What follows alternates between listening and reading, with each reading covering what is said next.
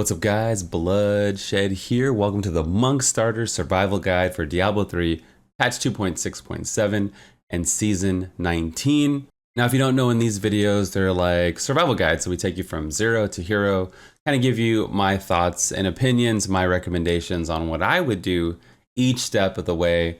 The build description will be riddled with just builds and links for everything that we talk about, so you don't have to worry about that. And there'll be timestamps in the description so you can skip around during the season. Whether you're in different sections of progression, you can kind of click and see what to play and what to do next. If you don't know, Monk got a new set this season. It's basically a Tempest Rush set. It's really, really good. And the best thing about it is why you haven't heard too much hype surrounding the new set. A lot of the hype's been around Sun Wukong, is because the Flurry rune, even though it did work, it was kind of buggy. We found a way to make it work decent at a decent rate, but it was still really buggy, and the lightning effects would port you around awkwardly.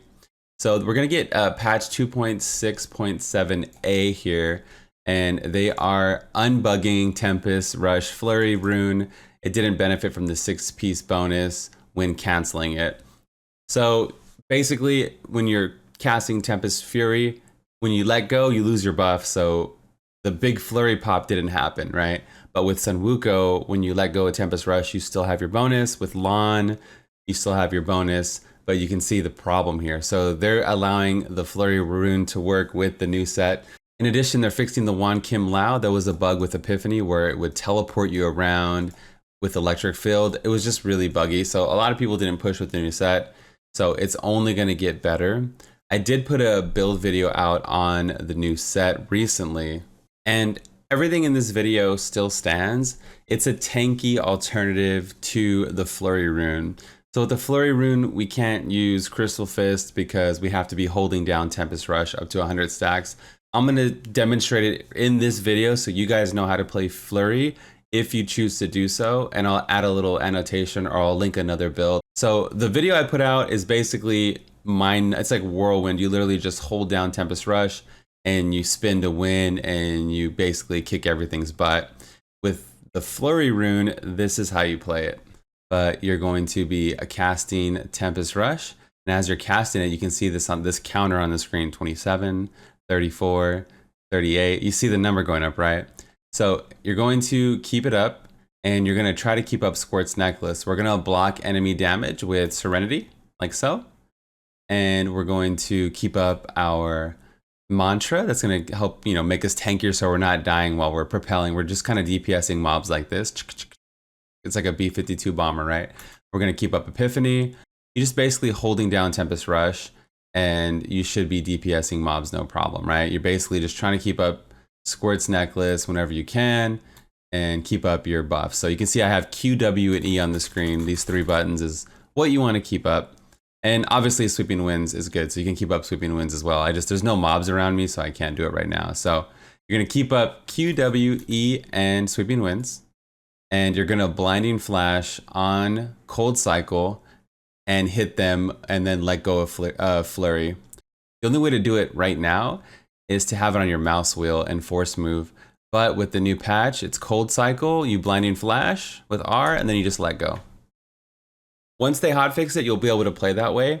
So same thing as before, you want to keep up Epiphany, keep up your mantra, keep up Serenity whenever you can. I like to pop Serenity during physical cycle so I can go in during cold and not get interrupted, not lose my Squirt's Necklace. We're at 100 stacks now. You can see it down here. We're also at 10 stacks with our Squirt's Necklace. So we have to get ready to fight an elite here. Let's look for an elite. And like I said, right now I have to kind of claw the controller to be able to do it. Okay, here comes another Cold Cycle. I'm gonna Blinding Flash and let go. And then boom, one shot basically. You're one-shotting elites. So you're gonna have this power as soon as it gets hotfixed. It'll be easy to pull off. It's just right now, you have to do this weird force move trick, but you will not have to do that once the patch goes through. All right, the best way to start off any season is by saving your freaking Challenge Rift bag, okay? You're watching this video on Monday. The Challenge Rift resets today. That would be the 18th. And yeah, if you're watching this anytime after that, just save your Challenge Rift because you get all these goodies right here. You can do all kinds of good stuff with it. This pretty much whole video is based on saving your Challenge Rift cash, so do not do it, okay? Don't be that one guy. Because we are good little boys and girls and did not do our challenge rift, we can now roll blood shards at level 1 to give us some sort of multiplier to help change the way we level, to give us more power when we're leveling. There's some pretty good options on Monk. I would go with Bracers this time around. You got Pinto's Pride that gives you a little multiplier to Wave of Light. Wave of Light's great for leveling. It is resource intensive, but it has nice wave clear. It does a lot of damage, and you can use it to pop things like Exploding Palm if you choose to do so. Speaking of Gundo gear, I definitely would go with Gundo gear Exploding Palm. It makes the cold rune absolutely godly. It does like 6,000 explosions, and then that explosion causes another explosion. It's like a crazy domino effect. I would use the fire rune with Exploding Palm unless you have Gundo gear. Once you get Gundo gear, use the cold rune. It's amazing. Caesar's Memento. Enemies take increased damage when they're blind, frozen, or stunned. You can blind, freeze, or stun a multitude of ways with Caesar's Memento. Just to name a few, Sweeping Winds has a cold rune that stuns enemies, so that does that. You also have a passive called Relentless Assault that you do 20% more damage when enemies are blind, frozen, or stunned, so there's some perfect synergy there. There's a Mystic Ally, Water Ally that can freeze enemies to proc your bracers. There's an Epiphany rune called Descendants that stuns, but I think everyone's favorite is going to be Blinding Flash. You have an on call, you click it and they're blinded, right? And it's a low cooldown. Faith in the Light does increase damage. Replenishing Light gives you resource back, so that might be something while you're leveling, you might need that extra resource. So yeah, there's other ways you can do it. There's items like the Azurath and things like that where you can actually freeze enemies. So there's tons of ways to do it, but those are some ways if you're struggling. A lot of people really like rolling boots because the LTK boots are here and there's a 1 in 2 chance to get them, and they give you a 300% multiplier. It's a good option too. If you're like, hey Blood, I want to go boots, then you should go boots because it's a great option. I've recommended this many seasons. And Crutus boots double the effect of your allies. So if you have Air Ally that gives you 4 resource per second, it's now giving you 8 resource per second. So maybe you go bracers and then you go boots afterward, or you can go bracers and get a good one, no matter which one you get, and then maybe go pants for Pox Faults. Pox Faults is great for massacre bonusing, just in general, keeping you alive, keeping dots on the target. 550 is the strongest multiplier here, I guess, besides Caesar's Memento, right? But yeah, it's a huge 550 is nice. And it's really good for single target fights too, when you get, you get enemies around them and then that dot is strong to help you take down single targets. But you need 3 or more enemies to actually proc the Pox Faults. Yeah, 3 or more. For leveling skills, build off any legendary that you get. If you get that Wave of Light bracers, then you would go here and you would look for Wave of Light. I would use Explosive Light because of the huge AoE. But any of these are good. You can go any direction with that. If you get LTK boots, I would go for Lashing Tail Kick. I'd go for Vulture Claw, puts a nice dot on the target. But even Sweeping Armada is good. Spinning, like a lot of these are really good to go for. You can even do the stun effect, and it actually procs on the second kick, and they would be stunned for Relentless Assault. So you'd be kick stunning them, and then they would take bonus damage with RA. I'm gonna go ahead and play the leveling video right here if you guys haven't watched it for everybody else, or I'll see you guys after. That way you guys know how to level from like 1 to 30 and you get a good gist of everything. All right, let's do a 1 to 70 leveling recap for everybody.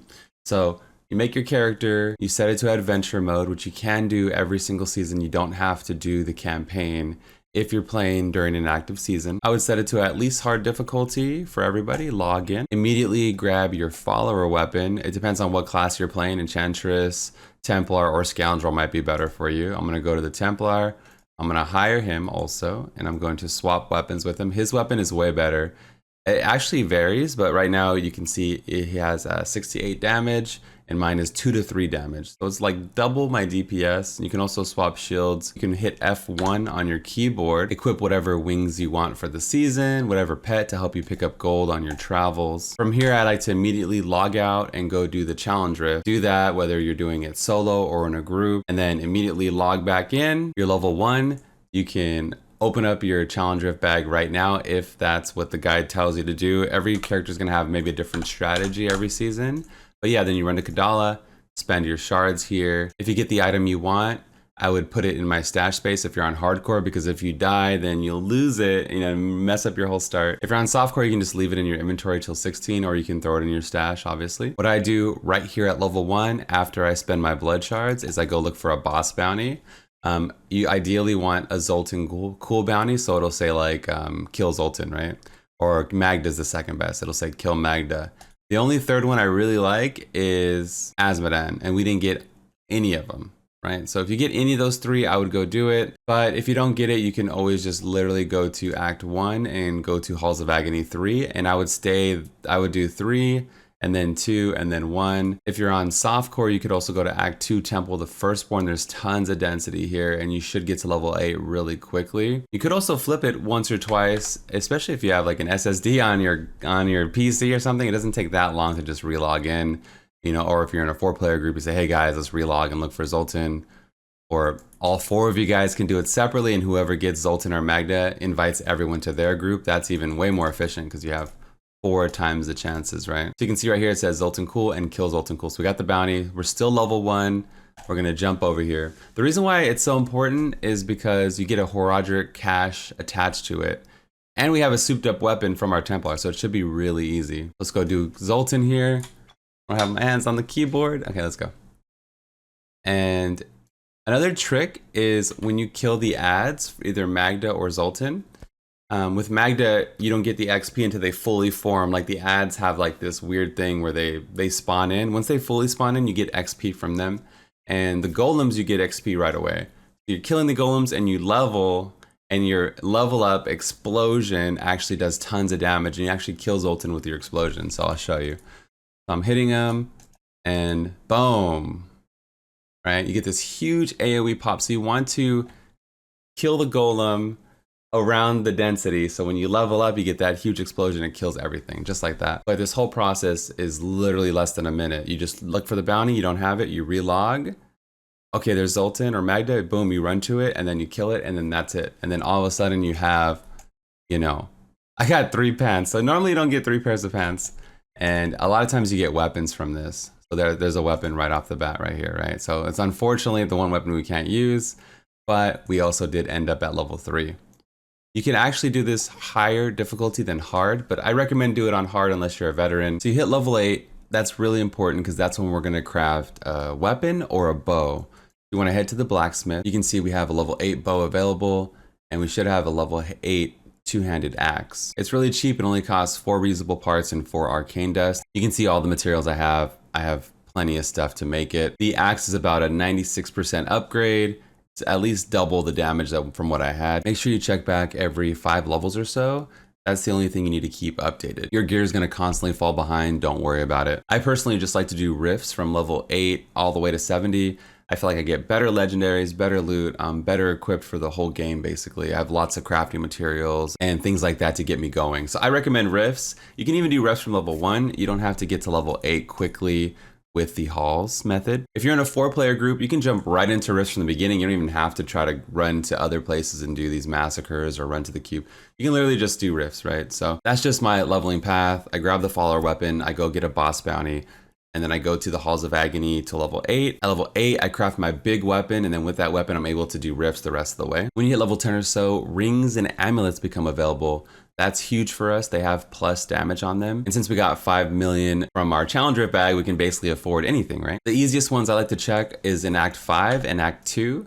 Act 5, it's right here, right by the waypoint. But in all acts, they have a fence in their name. And even if you look at the mini map, you can see it says fence on the mini map also. Like I said, you want to look for things with plus damage on them, and it gives you a huge DPS increase. But honestly, any ring is good. It's better than what you have. And again, we have so much money, you might as well buy them anyway. While you're leveling, the red gems are way more important than anything else. They give you that plus damage, like we talked about on your amulet. You socket them into your weapon.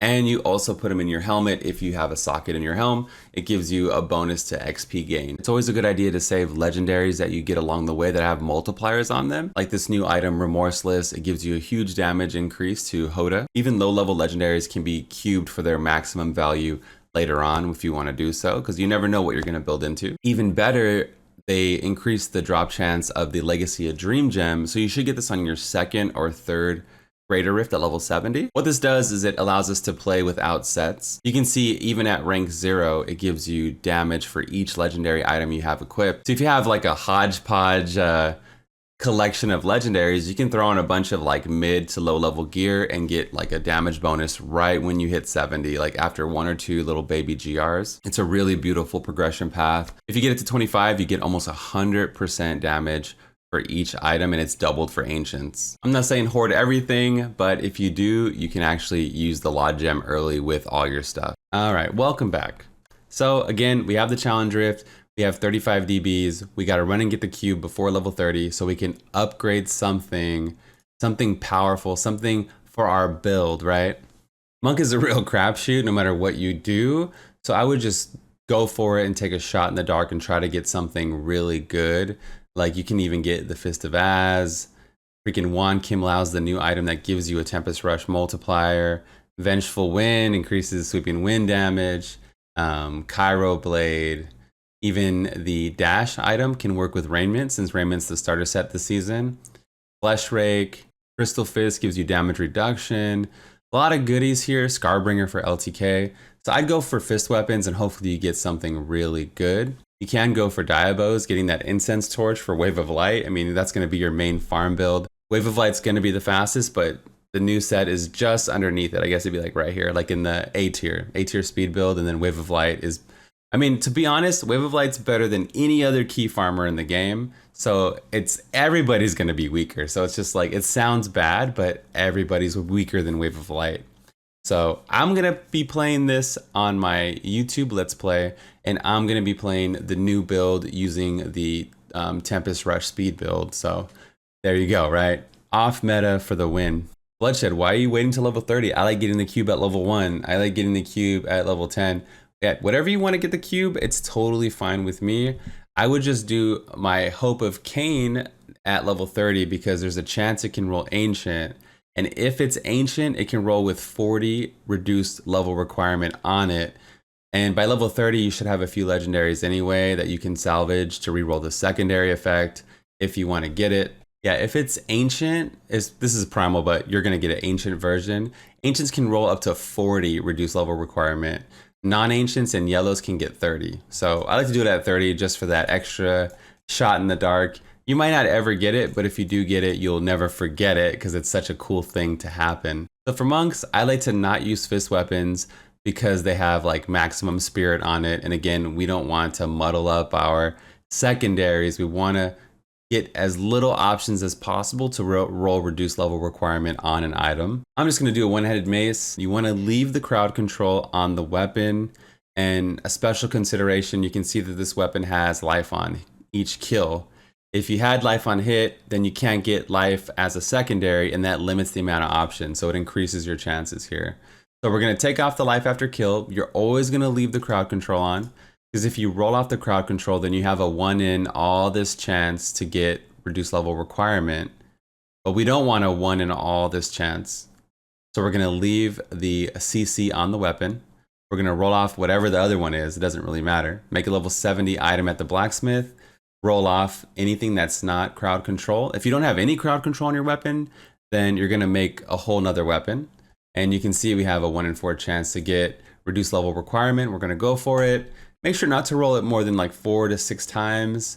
If you don't get anything, then make another one and do it again. Just keep repeating the process. That's 2 rolls, 3 rolls, 4 rolls. The gold starts to ramp up. How much is it on the 5th roll? 54,000. We get like, there's a 16 on there, right? So that's probably the last time I would roll this item until like I make another one and do it again. We get like 5 million gold, but it does go quick when you're re-rolling. You don't realize, you know? So this one I could particularly equip at level 54. It's not the best, but I would go through, make another one, and just burn all your materials, burn all your gold. At this point in progression, you're going for that huge, like, take me home to 70, you know, from 30 to 40, like, you're just gonna go for it because you'll have plenty of crafting materials by the time you hit 70 to then make a starter set of gear and anything like that if you're doing rifts. If you're doing massacre bonuses, then you might want to be more considerate with your materials since you don't get as much as if you were farming rifts. From 60 to 70, it's really important. You want to keep an eye out for jewelry.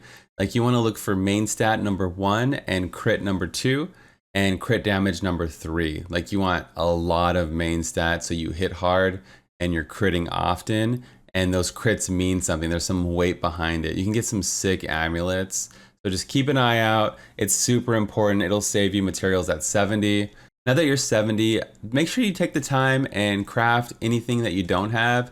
If you have a few extra marquee gems, you can even craft rings, and just to kind of fill in the spots there. Sometimes you can get some really good things. So here's main stat and a crit ring. I can roll off the all res for a socket or for crit damage, right? So it's really cheap to roll crafted gear also.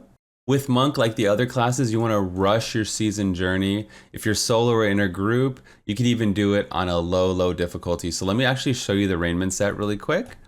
The 2-piece Raiment set, your spirit generators have a 25% increased attack speed, so you're punching faster, and they do 400% increased damage. That's not like over the moon crazy like say Crusader, but it is enough to get you through the GR20 clear without any issues. Like you're gonna be punching harder than if you didn't have anything. So you're scaling really well early game. And I like to even use EP. I just kind of drop EP and then punch it, things pop, and I move on. All you need is the 2-piece. So all you have to do is the first 2 rows. That would be chapter 2.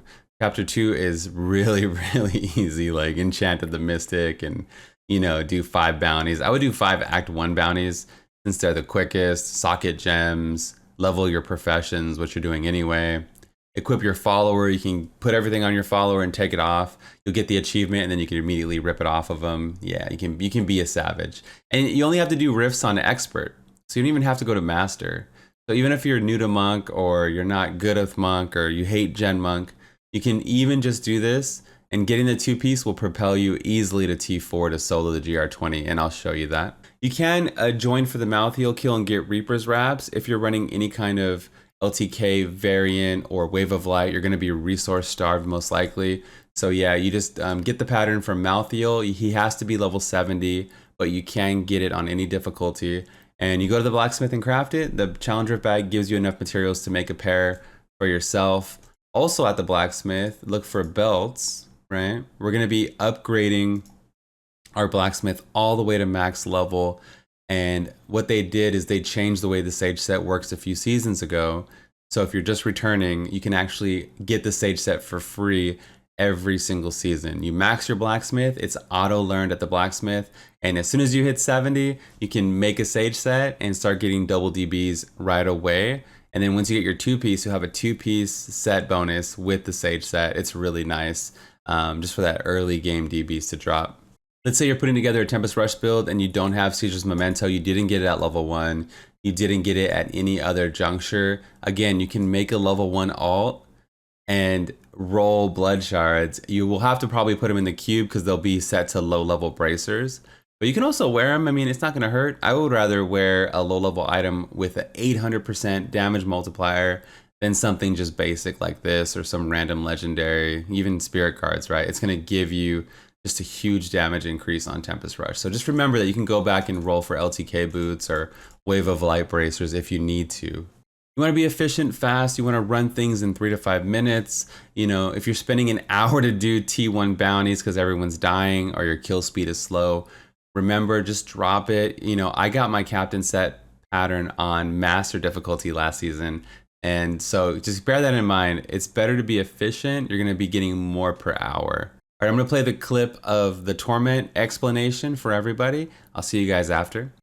People ask me a lot of time about what Torment levels should you do early on. And this is a quick breakdown on that.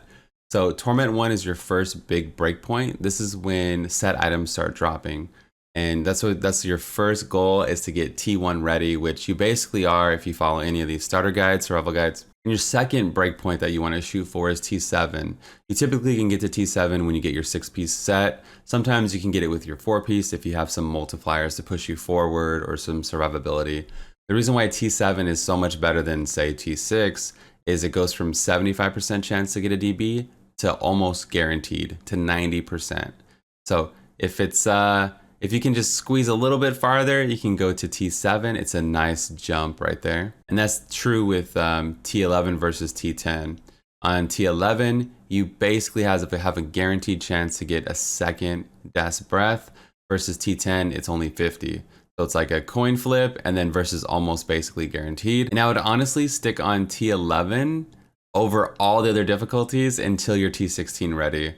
Just because you're gonna get that second key, or the second DB, you're gonna get the second key also. And if T11's great, you know, you're speed farming, you're cruising and bruising, and as soon as you feel like you're ready, you can go up gradually if you like, that's totally fine. But this is kind of what I think of in my mind every season. I have these like break points, or I have these goals rather. I'm like T1, T7, T11, and then T16. Okay, so you're running effectively, you're getting tons of blood shards.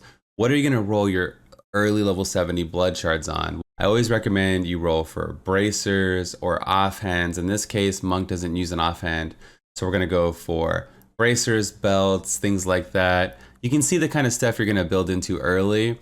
This is a Dash Monk set, so you can see the Dash Monk set uses Spirit Guards. We use Cinder Coat, so you can roll chest pieces, I suppose, if you're going for a Dash Monk.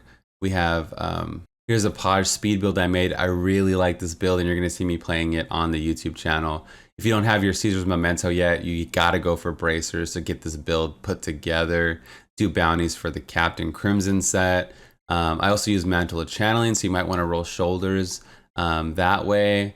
Just roll for the 25 cost items, and I think you'll be more efficient than most people. You don't really wanna go weapons or even rings early on. So just stick to the 25 variety and you should be good to go. A lot of people have been asking me in my videos, what do you spend Death's Breaths on? And again, I would still go for fist weapons to fill out the build and diabos.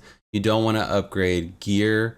The only exception would be something that you absolutely need, like a Necromancer, Crispin Sentence. With Monk, just keep sticking to weapons and don't go for anything else if you can help it. So we are on T1. This is the starter build. And this build is definitely T1 viable. I'm going to demonstrate it right now. But remember, all you need to do is to get to Expert, which is really low level, and get that 2-piece, and the damage will skyrocket. But I'm going to show it with no 2-piece, just with raw stats. Nothing in the cube, no Paragon like always, just so you guys can see the power of it. Okay, here's an Elite. Maybe it'll live longer. Don't CC me. I'm going to put EP on the Elite. It's a nice damage dot here. And just punch him, and you can see he's dying. The things on the other side are dying. What happens is Mangle hits so strong early on, and I have a lot of attack speed here. Monk's attacking really quick, doing lots of damage. So you're able to punch your way through T1, but I would probably stick to Master or even Hard just to get that 2-piece. Build links will be in the description. Let's switch to a 2-piece gen. So I even have a GR20 tag, showing that with the GR20 you can still complete it. I'm gonna take off these high level gems because that's not realistic, and we're gonna jump right in. Looking for an elite here, as it's not really a good demonstration just punching this density. You definitely want to hunt for elites with this build. Okay, here we go. So we're going for a lot of attack speed and a high DPS. We're not focusing on EP with the 2-4. Look at that, right? You're almost like an Invoker Crusader. And punch, punch, punch. Good night, sir. Give me my globes and I'm on my way. So even though it's not like crazy face roll like the other classes so far, you do have insane single target. And that's why I'm focusing on a lot of attack speed in the 2, 4, and 6-piece build. All right, cool blood. I went through, I got my 6-piece. I'm grinding, I'm being efficient. Like, what's the first thing I'm gonna build into? Well, with Monk, it's really hard, kind of, because there's so many speed builds. Monk might have the most variety in speed builds. It's up there with Crusader. You have Juliana's EP speeds. You have Wave of Light, Inez, Wave of Light, Legacy of Dreams, Wave of Light, Sun Wuko, Patterns of Justice, Flurry, Patterns of Justice, like regular. You have even Dash Monk with this build. So you have lots of different options, and I'll try to jam pack the description with all these different builds. So it really depends on what you want to do. I think if it was me, I would go whatever the game gives me as soon as possible. Since Monk does have so many options with even LTK, you can play Inez LTK, Sun Wuko LTK, LOD LDK, LTK. There's a lot of different options there, and whatever the game gives you first, I would go that direction. The game's obviously going to give you the Raiment set first, since you're doing the season journey to get the 6-piece, and it's really good, right? So Let me actually show you what it looks like with the 6-piece. I haven't been doing that lately because the Barb and the Crusaders 4 and 6-piece look identical. But the Monk starter 6-piece actually is different. So I'm gonna kind of showcase that. Once you get your 6-piece, you should probably be on like about T7 or so. And when you use your generator, your spender gets crazy damage. So we're basically punching and dashing, and your dash is killing everything. Let me show you. So you like punch, right? And then you dash and you blow things up. You punch, punch, punch, and then you dash and you can kill everything. So your speed goes up a lot once you get your 6-piece. And you can see we basically 1-2 shot elites already. Let's look for another elite, punch, and you dash on top of the mob, right? So when you get your 6-piece, this will get you into something else. Man, there's no elites today. I think maybe we're killing too fast and then there's nothing here. Like, it's like your dash powers up your generator and your generator powers up your dash. And that's basically how it works with Raiment, at least early on, right? So we're not too resource starved because we are using our generator a whole lot, but you can see we're killing everything, right? So you have a T7 viable speed build right out the gate, and you might want to build into Dash Monk. So look at this elite. So I mean, this is again with the crappy gear and only the 6-piece bonus, no legendary gems or anything. You guys will be totally fine if you decide to play Monk next season. I'm gonna be playing this. You can play alongside me again in my hardcore Let's Play. This is what we're gonna be doing, so feel free. I hope I don't die on hardcore, right? Yeah, anyway. So what can you do with Monk? Yo, Blood, like, have this class, like, how good is it this season? Am I gonna get groups and all that stuff? So Z-Monk support Monk is probably gonna be in the Barb speeds, or it has a high chance to be in the early Barb speeds because you need that extra tankiness. Later on, like once everybody's geared to the teeth, I can see maybe it's shifting a little different, but you should be in Barb speeds. You're definitely in the push meta. They can't push without you. You need a Z-Monk to keep everybody alive, keep those wizards alive and healthy. For DPS, there's not really a DPS for you. You can speed farm your own hundreds with Wave of Light if you like. The new Monk set with Flurry is probably a solid A tier that we showed earlier if you're min-maxing demonstrating the Flurry. A lot of people are going to be playing the Poj set. I'm going to be playing the Poj set. It's a little squishy with Flurry, like without going full tank, you know, it's a little squishy. That's one reason why I said you could take off squirts if you like and add a cheat death on hardcore. You can, so you have your spot in groups. You can push obviously with Wave of Light Sun Wuko, Wave of Light Laud.